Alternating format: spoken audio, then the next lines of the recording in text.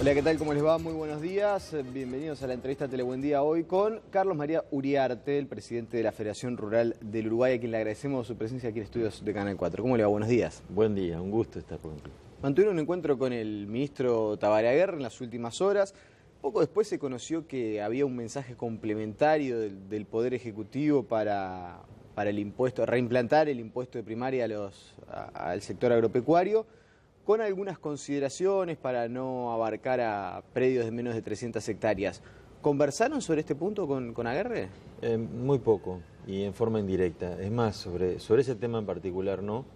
Lo que manejamos es los trascendidos periodísticos nomás. En la reglamentación de la ley tal cual llegó, o la ley al Parlamento, era muy confuso la superficie mínima que iba a ser imponible. Por un lado se hablaba de 300 hectáreas, pero quien hacía las cuentas por el monto imponible, en realidad los que iban a pagar eran productores de más de 50 hectáreas. Y por eso yo creo que el ministro hizo esa variante, ¿no? O sea, que ven con buenos ojos si está establecido en este mensaje complementario estrictamente en la ley que sea para productores mayores de 300 hectáreas. O sea, no es que nosotros lo veamos, para nosotros es un tema decidido, había algo que había que corregir. La observación que hicimos en su momento es que el ámbito, los productores que van a tener que pagar este impuesto está lejos de lo que se hablaba en su momento, ¿no? Y la salvedad que ustedes hacen, no sé si hablar de rechazo, pero sí la valoración negativa que en algunos productores hay en torno a este impuesto, ¿es por el impuesto en sí mismo? ¿Es por el mecanismo de cobro? ¿O eventualmente es porque, bueno, en realidad estamos pagando nosotros y no va a ir a las escuelas rurales? Te agradezco que me hagas la pregunta, porque la molestia es cuando se insinúa que los productores no queremos pagarle primaria, o que no se le pagó, porque eso es una verdad a medias. Los productores somos absolutamente a favor de primaria. Es más, en la historia, lo que son las escuelas rurales han vivido mucho de los productores y en base a los productores. Y queremos una escuela rural fuerte que nos permita educar a nuestros hijos en campaña. En el caso mío personal, yo mi familia tuvo que emigrar a la ciudad porque estamos muy lejos de la escuela más cerca, y bueno, eso nos significó desde el vamos una separación para la familia que no nos ha sido fácil. Por eso que cuando se habla de que el sector no está afín o no quiere pagar primaria, se comete una gran injusticia. Y hay una verdad a medias que no vale la pena volverla a reiterar. Es una decisión decidida, y lo que nosotros en este momento decimos es que lo que no estamos de acuerdo es la forma en que se estableció, que es un aporte fijo por hectárea, que es indiferente a lo bien o mal que le vaya al trabajador, al que está trabajando la tierra. Eso fue una forma de impuesto que Astori en su momento las eliminó todas las que había, que eran unas cuantas, fueron eliminadas. Y más que nada proponemos que se haga a través de una sobretasa del IRAE, que es a la renta, que de esa manera tiene en cuenta esa capacidad de pago que tienen quienes trabajan arriba. Y de esa manera sería un poco más justo también, porque la verdad quienes han aportado hoy a primaria son aquellos productores de menor escala que hoy liquidan un impuesto que se llama IMEVA, y que no lo pueden descontar del IRAE. Y esa es la verdad, esos productores pequeños son los que han aportado a primaria, ¿no? Aportado entre 7 y 8 millones de dólares al año. Y eso lo ato con tu segundo comentario. Nosotros creemos que esos productores deberían ser considerados hoy para una exoneración de ese impuesto del IMEVA, porque necesitan de alguna manera tener una señal que mejore su competitividad. Y esos son de los planteos que le hicimos sí al ministro. Y lo que pedimos es que lo que se junte para primaria también se destine al fortalecimiento de la escuela rural. Ustedes están planteando entonces al gobierno, por vía del ministro Aguerre, una reducción impositiva para los pequeños productores. Sí, de menor escala, porque mira que cada vez que hablamos de pequeños, sí, hay pequeños que son grandes y hay grandes que son pequeños. Entonces nosotros hablamos de productores de menor escala, que son quienes hoy les toca bailar con la difícil, porque tienen que competir a veces en asimetrías de escala con empresas más grandes, tiene que pensar más de una vez si se pueden quedar siendo productores, porque los valores a veces para resolver el futuro de su familia los obligan a emigrar hacia las ciudades. Por eso creo que sería una buena señal de apoyo, una exoneración del IMEVA para estos pequeños productores de menor escala, productores de menos de 500 hectáreas que no aporten ni grave ficto ni real. Claro. ¿Y qué receptividad tuvieron por parte del ministro Aguerre? Y lo escuchó. De alguna manera está alineado con un pensamiento que tiene el ministro, es que todos los productores paguen IRAE, que no es lo mismo, pero va por ese lado, porque eso les permitiría hacer uso de beneficios fiscales que hoy no tienen, que hoy no pueden acceder, como por ejemplo el descuento del IVA de los combustibles. Las deducciones. Sí, o la ley, el acceso a los beneficios de la Ley de Promoción de Inversiones. Claro. Y justamente le iba a preguntar, ¿el gobierno debería cambiar el gasoil productivo? Eso es un término. El gobierno debería haber permitido bajar el gasoil. Realmente fue una injusticia lo que ocurrió. Bueno, habría otras prioridades, pero realmente... Usted habla de la última rebaja que fue insuficiente. Absolutamente insuficiente. En un momento en el cual, como país agropecuario, estamos frente a la baja en todos los precios, salvo la carne, que no baja pero no llega al productor, eso queda en la industria. Después vamos a hablar de eso también. Bueno, en un momento en que se complican las ecuaciones serias, en la gran mayoría de los productos agroexportables, se nos da el beneficio de una baja que nadie esperaba del petróleo, del 50%, y no se traslada a los trabajadores, ¿no? A tratar de sobrellevar mejor los costos de producción. De la misma manera hemos tenido abundante agua ya desde hace un tiempo, que nos ha permitido generar y exportar energía, y sin embargo, en vez de una rebaja, que incluso el ministro de Industria en su momento, en septiembre, la anunció, tuvimos un aumento. ¿Coinciden entonces con la visión que hay en el Poder Ejecutivo, en el sentido de que bueno, la competitividad del país no va solo atada al precio del dólar? No, obviamente que no. Eso es cualquiera que estudie un poco sabe. No, porque cada vez que algún sector... Pero es un tema muy importante hoy. Hoy, o sea, porque como te digo una cosa, te digo la otra. Eso le iba a preguntar. ¿Están preocupados por el comportamiento que ha tenido el dólar? Brasil parece que fue una bomba de tiempo. Uno no sabe qué va a pasar en definitiva con Brasil. Se destapa una olla y aparece un escándalo por corrupción. Eso ha llevado a que haya un enlentecimiento de las inversiones.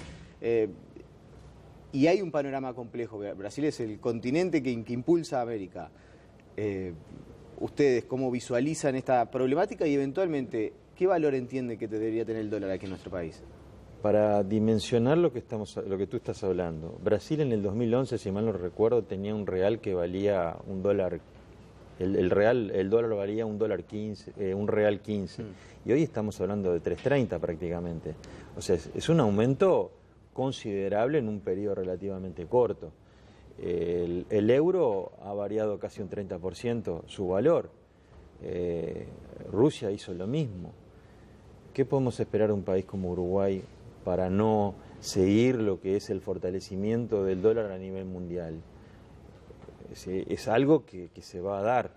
Quizá no se está dando con la celeridad que se debería dar para acompañar esa evolución y la competitividad de nuestros productos.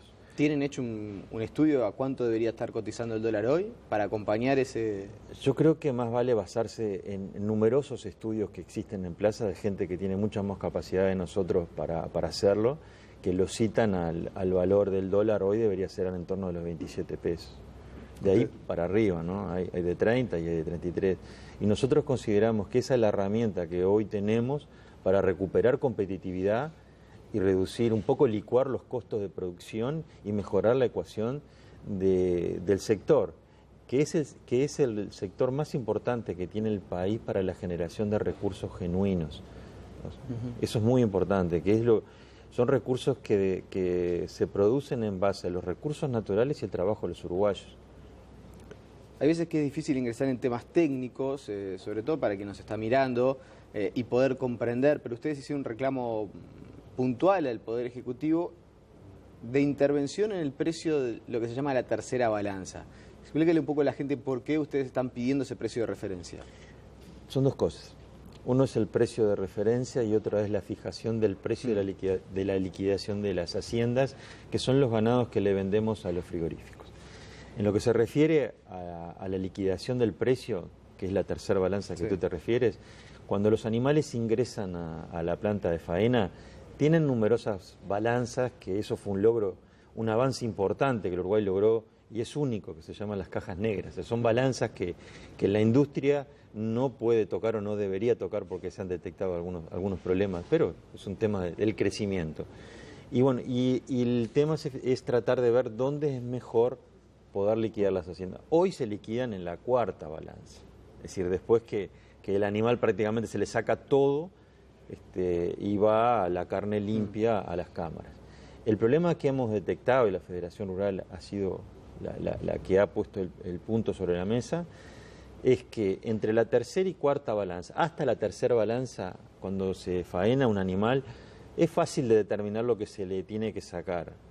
Disculpen los términos, porque puede haber muchos oyentes que esto les resulta un poco duro, pero se le saca la cabeza, el cuero, las vísceras, cosas que son fáciles de determinar. Ahora, de la tercera balanza para adelante, se le empiezan a sacar recortes que son diferentes en todas las plantas y que pueden variar del 2 al 12%. Y eso es bastante. Y la razón por la cual se sacan determinados cortes no tiene nada que ver el productor. Eso obedece a un proceso industrial que es una exigencia que los mercados de cada una de las plantas tienen. Por eso es que y esas plantas pagan el mismo precio. Si los productores recibimos el mismo precio de una planta que hace un 2% de dressing que otra que hace el 12% de dressing. No hay diferencia.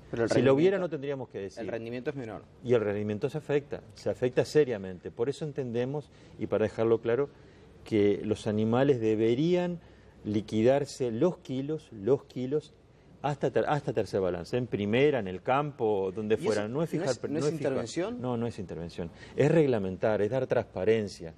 Yo creo que de la otra manera lo que estamos es ocultando un manejo industrial diferente, que hay plantas que le sacan menos o más a lo que es de los productores.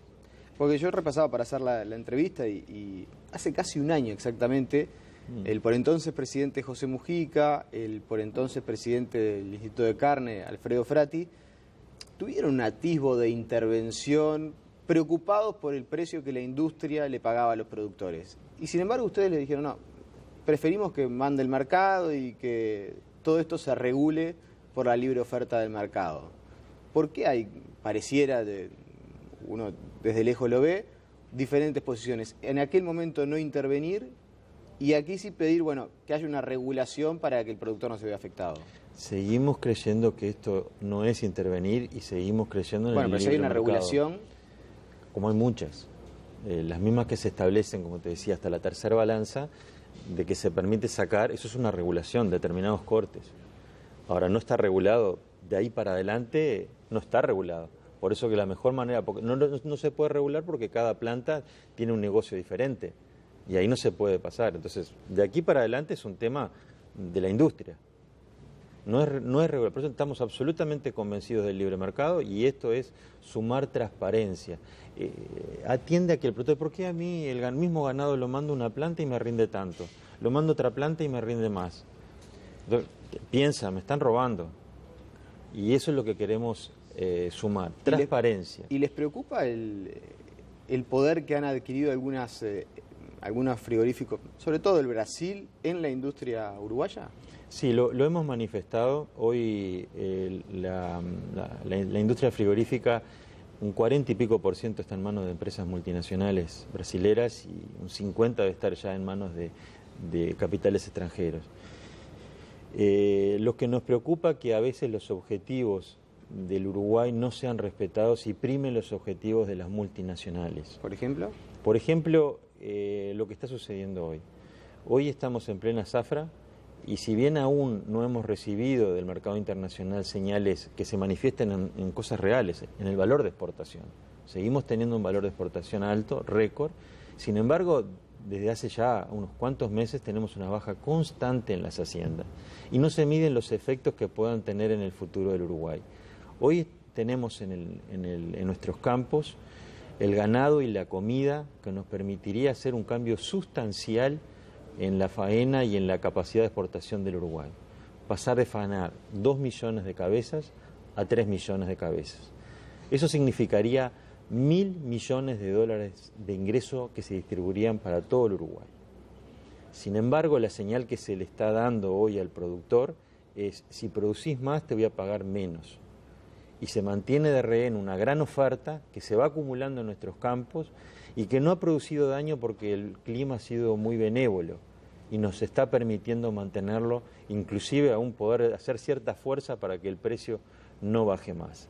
Si llega a haber algún fenómeno climático adverso, vamos a estar en una crisis muy severa, porque no tenemos la comida todavía para alimentar a un stock récord que tenemos hoy en Uruguay. Y allí no va lo que yo mencionaba en la anterior pregunta, esto de que en su momento Mujica quiso intervenir para garantizarle a los productores que este comportamiento, sobre todo de la industria frigorífica y en particular de las multinacionales, les dé a ustedes cierta estabilidad. Nosotros creemos, vuelvo a decir, en el libre mercado, y esto se regularía en el libre mercado por una reducción de la oferta. Lo que queremos es justamente buscar herramientas para que tengamos, además de la industria, otras salidas y mejoren la competitividad de los productores. Que la industria ve una amenaza también. Que se pongan las pilas y bueno, si no, a la larga ellos van a ser preocupados, van a ser afectados también.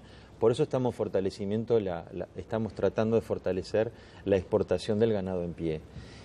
Ahora, también entendemos que el libre mercado es lo que queremos, pero el Estado no puede estar ajeno a lo que sucede en el mercado. Entonces, hemos aplaudido las intervenciones que tuvo el presidente Mujica en su momento, que ayudaron en mucho. Y ojalá hoy ocurriera lo mismo, porque salieron a defender esta injusticia que está ocurriendo hoy, pero en favor del Uruguay, porque él entiende claramente que si esto continúa, a la larga afecta a todos los uruguayos, inclusive a la propia industria. Y Aguerre fue ministro puesto por Mujica y ahora continúa en el cargo, pero la respuesta que ustedes recibieron ayer de Aguerre, ¿habla de un cierto cambio o se mantiene en la misma tónica? Digo por esto de que Aguerre no ha cambiado mucho, sigue, o sea, es firme a sus convicciones, ¿no? Y él ve en esto concreto del precio de la tercera balanza, él no está muy convencido del tema, pero él dice que sería intervencionismo. Sí, pero él nos escuchó. Los argumentos que le llevamos creo que son escuchables y bueno, tenemos nuestra esperanza de que en algún momento poder llegarlo a convencer. ¿Tienen una luz amarilla encendida por el factor climático? Usted lo mencionaba recién en la pasada respuesta. No, por ahora no. Cisneros sabe más que nosotros. Pero por ahora no. Estamos viviendo una situación de escasez, de seca preocupante en algunas zonas del país, donde la soja tiene comprometido su rendimiento, donde los pasturas se han ido, donde hay pueblos que no tienen agua para beber.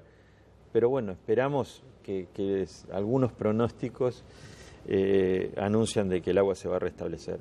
Mientras tengamos con estas condiciones de Niño, donde el agua es más abundante y sigamos con esta tropicalización que se espera tenga nuestro clima, bueno, esperamos seguir teniendo la ayuda del clima. De todas maneras, somos conscientes de que esto no va a ser para siempre.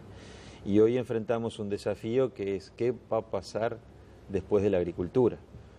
Nosotros creemos que el área agrícola se va a reducir, sobre todo a nivel de la soja, y eso va a permitir áreas que puedan ser absorbidas por la ganadería y de alguna manera mejorar la capacidad de alimentación de nuestros ganados y no depender tanto de la lluvia.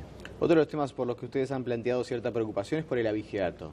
Sin embargo, el Ministerio del Interior, allá por septiembre del 2014, hablaba de una baja en el delito. Creo que había tomado algunas medidas que habían permitido reducir este delito en particular en el sector rural. ¿Hay una diferencia entre la cifra del Ministerio del Interior y la realidad que ustedes perciben? Una gran diferencia, no porque las cifras del Ministerio del Interior estén mal, sino que hay un gran descreimiento de parte de los productores de hacer la denuncia. Están cansados de hacer la denuncia y por más que nosotros mismos vivimos insistiendo, hagan la denuncia, porque si no, el sistema no reconoce que hay problemas, los productores están cansados de hacer la denuncia. Y ya han habido casos incluso lamentables de productores que se están defendiendo ellos mismos. En Pan de Azúcar hubo el caso de un productor que valió a unas personas. La situación es muy grave. Es tan grave que nos juntamos las 5 gremiales agropecuarias de alcance nacional para plantearle la gravedad al nuevo gobierno, al Parlamento, cuando comience. Y la focalizamos en que, si bien las brigadas que nosotros llamamos BEPRA en el interior están actuando bien, detienen a la gente, el Poder Judicial no está a la altura de las circunstancias. Y muchas veces aquellas personas que son detenidas infraganti y son llevadas al juzgado salen antes que los propios productores que han sido afectados. Y a su vez, cuando llegan esos productores a su casa, esas mismas personas ya los faenaron de vuelta, ya los robaron de vuelta. Hoy es un negocio muy rentable, que las señales que tienen los que lo hacen son de incentivo, porque no los meten preso y porque tienen gente que lo colocan rápidamente, y a eso me refiero a muchos negocios que en el interior, sobre todo, venden productos cárnicos sin su debido aval sanitario, poniendo en riesgo la salud de los que consumen. ¿Y por qué pasa eso, que los agarran y los liberan aunque sean capturados infraganti? Porque el criterio que están aplicando los jueces, sobre todo los jueces locales, lo consideran un delito menor. Hoy un abigeato es menor que robar una moto en un centro urbano. Y eso nosotros consideramos parte de las cosas que deben cambiar. Tenemos que reconocer también que a nivel de la Suprema Corte, que hemos tenido contacto, y a nivel de la Fiscalía de Corte, hemos tenido una gran receptividad y estamos trabajando para capacitar a los jueces y a los fiscales para que entiendan la realidad. Que esos delitos no es para alimentar a una familia, esos son delitos de gente que está abusando y faltando respeto a la propiedad y está escapándose a las obligaciones de todos los uruguayos. En 2011 Bonomi ya decía que el abigeato era parte del crimen organizado. Sí, cada vez más. Son gente que se han detenido. Yo te voy a contar una anécdota que ocurrió en la Cuchilla de Salto hace un año. El productor que lo tenían acobardado de que le carnearan los animales, lo vigiló. Cuando vio que estaban las mismas personas, hizo la llamada y la policía, la caminera creo que fue la que intervino, los detuvo. Y iban en un auto alquilado, tenían un perro y los animales atrás faenados, eran 3 personas, o sea, lo agarraron con todo. Bueno, la jueza actuante en ese momento ordenó la libertad de todos los actuantes porque no había mérito, la devolución del auto de la empresa que se había contratado, que te implica el poder adquisitivo que tenían esas personas, la devolución del animal faenado al dueño, y el único que quedó preso en la comisaría fue el perro. El perro quedó detenido. El perro quedó detenido. Eso te habla un poco a las claras de las limitantes que tenemos a veces en la aplicación de la ley. Bien. Ya me quedan unos segundos simplemente. No quiero dejar de sobrevolar el tema del el expresidente Mujica. Decía que la verdadera revolución agraria era el Instituto de Colonización. Y sé que ustedes han hecho un planteamiento en ese sentido. Se queda corta la revolución agraria de Mujica, la revolución agropecuaria en realidad. Sí, yo personalmente creo que la revolución o la reforma agraria se realiza dentro de la familia. Y esa es la más sana. El Instituto de Colonización hoy tiene una orientación claramente ideológica. O sea, está orientado a resolver el tema de asalariados rurales. Y está bien, respetamos y acatamos, o de parecidos. Pero hay un gran número de productores que hoy son arrendatarios, que es el 30% de los ganaderos, el 50% de los lecheros. Hay hijos de productores, hay profesionales que están trabajando y que han hecho a veces sus padres los máximos esfuerzos para que sean profesionales y que hoy no califican como colonos. Y hoy se encuentran a la merced de una competencia de asimetría de escala con capitales más grandes para acceder a una tierra para poder trabajar y para seguir siendo productores. Es un número muy importante dentro del escenario agropecuario que han estado sufriendo un gran desamparo. Te lo digo porque yo soy un arrendatario hace 30 años y bueno, sé lo que te estoy diciendo. O sea, a Y en veces eso no sabes hasta cuándo podrás seguirlo haciendo. Y lo soy porque he tenido a alguien que ha creído en mí. Bien. La última, 100 años cumple la Federación Rural, me imagino será un año especial. Sé que usted deja el cargo ahora nomás, en un par de meses, pero allá sobre el mes de diciembre la Federación va a estar cumpliendo 100 años. ¿Tienen algo previsto, algo especial planteado? Sí, sí, es un año muy especial.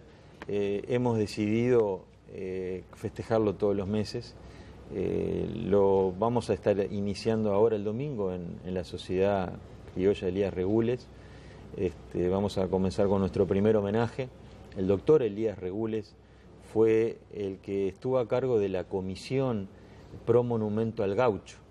El gaucho fue un regalo que le hizo la Federación Rural al Uruguay en sus primeros 100 años, que fue hecho en ese momento por el hijo de Juan Zorrilla San Martín.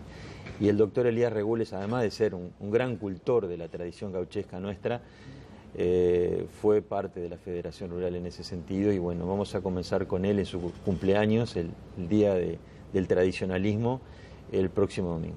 Bien. Le agradecemos su presencia esta mañana aquí en Canal 4. Por favor, agradecidos somos nosotros. Hacemos la pausa y seguimos con más información.